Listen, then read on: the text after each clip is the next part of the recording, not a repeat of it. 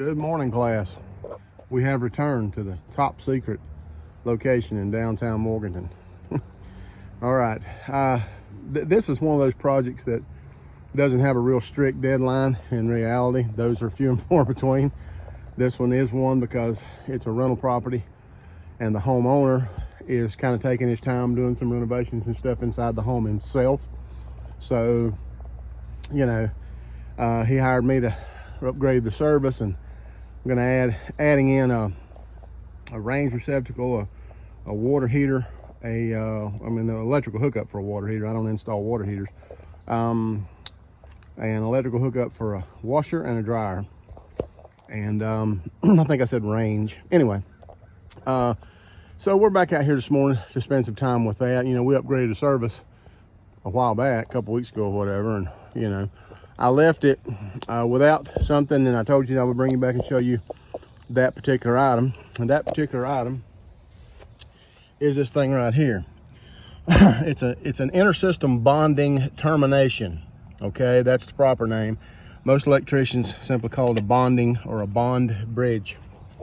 Remember, I'm sorry for the shadows, but remember, this bare number 6 copper wires coming out of, it was connected up here inside the utility section of the meter base. It runs down the wall here, and we have attached and driven our ground rods. It hits the first 8-foot ground rod right here. Now, hopefully you can see, get the right angle, where the wire comes down the wall, runs up through that clamp, and then just loops right on over and continues under the ground. Over here, you see it comes around to the new ground rod, a little over 6 feet away, where it terminates. Now, I'll cover all that up, and I will drive that down flush with the ground, but leave a hole dug out around it so that the inspector can find it. If he don't find it, if he comes when I'm not here, then he'll turn my job down because he didn't see it. So in all reality, I'll probably be here. That's one thing about the City of Morganton Inspection Department. They do typically want to meet the contractor on the job when they inspect, or that's been my experience. And it's actually pretty good because he can ask you questions and it can save you a problem down the road, and you can get an answer without having to chase somebody down. So I like that policy myself. But anyway, we've got that done. I'll drive that down flush, cover that wire up. But what this bond bridge does, if you'll look how it's attached to that wire, the terminal is split so that you can loosen up that terminal screw, slip it behind that wire. It is designed this way so that you can install it after you've run your ground and electrode conductor without having to slip it over the wire. If you forget it, you know, if you forget that, you're screwed. You're gonna have to go back because it's solid. But this is split, so you can slip it right behind it. And these screws here and here, it's anchored to the brick wall, solid to the brick wall.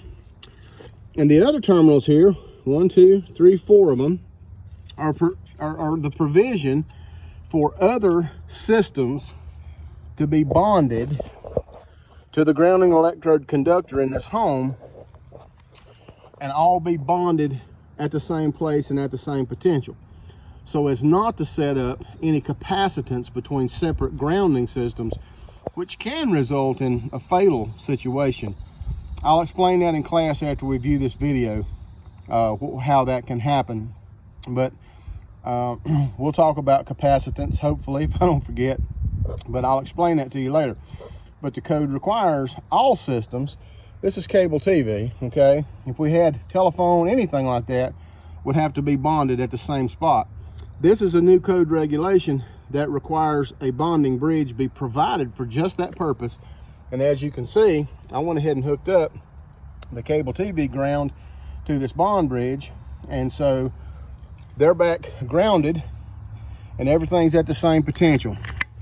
And this little cover just snaps on there to kind of protect it, make it look, you know, nice. It's not too bad obtrusive. And that's that. I wanted to show you that. Stick your head in here, there's not much to see.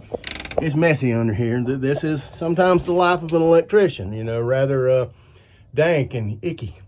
But I ran, that cable is 8.3 Romex, That's 10-3 Romex. It will actually go through right there to the left, if you would, of that PVC pipe. I've drilled into the panel. I'll pull that wire out there and terminate it. The 8-3 is going to a range receptacle. The 10-3 is going to a dryer receptacle, okay? I've also got to get a water heater hookup in here, electrical hookup, and a wash machine, I think. Yeah, wash machine. And that part will be done. And I'm not going to pull these through until I get all the cables run that I'm going to connect up. That way I only open up the panel once and hook them up, okay?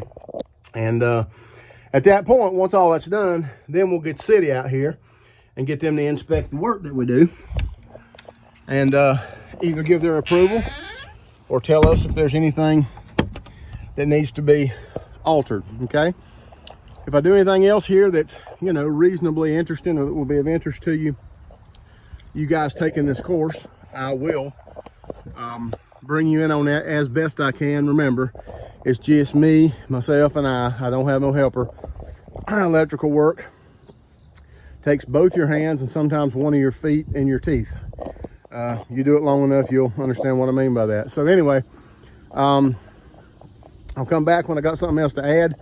And when we watch this, we'll just kind of watch it all at one time. All right, adios.